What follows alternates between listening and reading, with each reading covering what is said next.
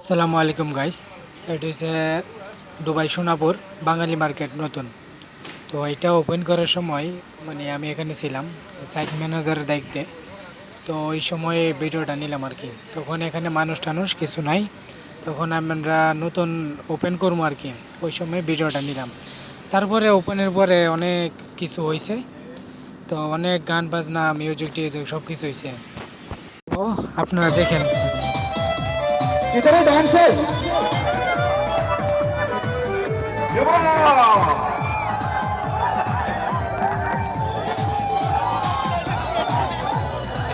I am a disco dancer. I am a disco dancer. I am a disco dancer. जिंदगी में लगाना